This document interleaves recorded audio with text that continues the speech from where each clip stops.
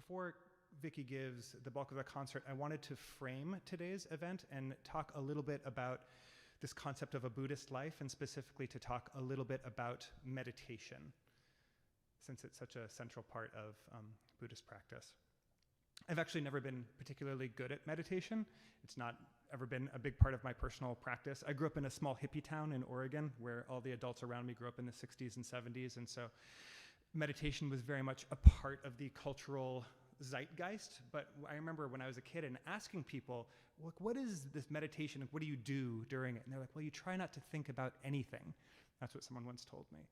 Have you ever tried not thinking about anything? It's very difficult. I remember people would always say, like, okay, don't think about elephants.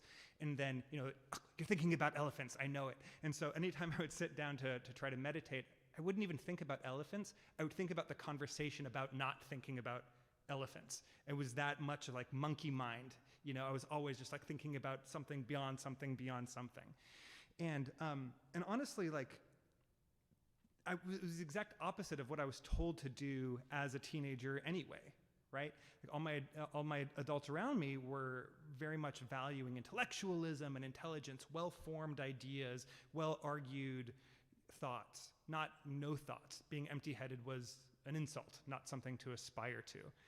So I basically gave up on the idea of meditation at a very young age. And I always just sort of dismissed people who had meditation practices as charlatans and people who probably didn't know what they were talking about and were doing it wrong anyway.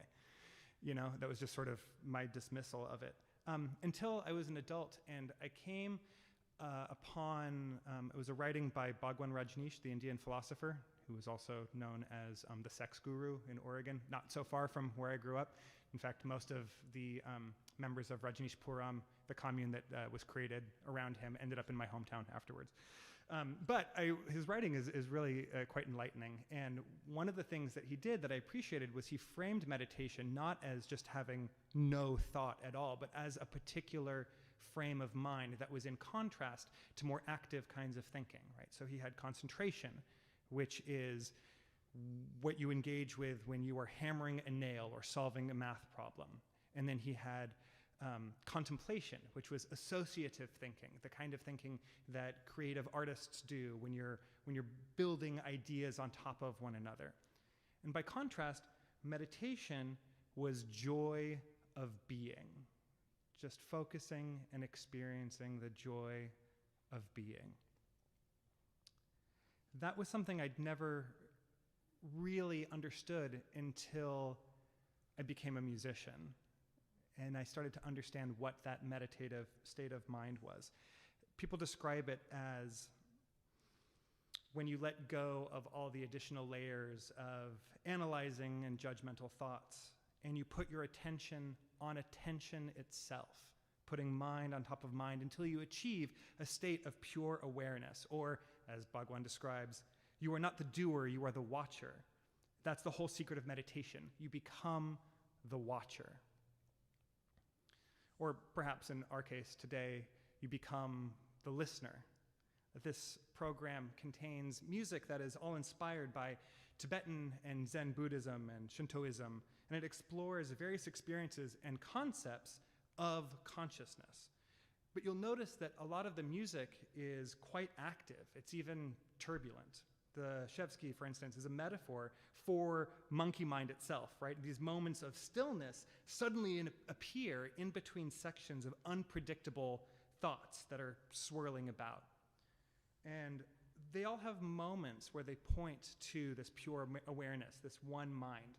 But it isn't until you've been through the entire cycle of works, the entire cycle of a human life, that we arrive at the sato, which is a piece that has the sort of meditative quality that we might associate with Buddhist thought. I think this concept is a vehicle for both the performer and for us as audience to move through the turbulence of our minds and find glimpses of that singular, pure awareness. The state of mind is, it's a central goal of Buddhist practice, and it is a moment of freedom from the agonizing of our own thoughts. It's a release from the suffering of our judgments and moralizing and analyzing. It's from our cynicisms and our doubts. And it's a moment where we can let go and lose ourselves in the simple joy of the sound and its relationship to our own being. One of the most well-known books of Tibetan Buddhist philosophy, which is known as the Tibetan Book of the Dead, is more accurately translated as Liberation Through Hearing, which I thought was just a perfect connection with this concert. It's called the Bardo, the Bardo Todol. And the bardos are a description of different states of consciousness. The book is most well known because it describes the liminal state between death and rebirth. But bardo also refers to other moments of consciousness, including waking consciousness, dreaming consciousness, and meditation. The Buddhist philosopher Francesca Fremantle describes bardo as a transitional experience, any state that lies between two others. And its original meaning, meaning that between death and rebirth, is the prototype of the bardo experience. But by further refining our understanding of the essence of bardo, it can then be applied to every moment of existence. The present moment, the now, is a continual bardo, always suspended between the past and the future.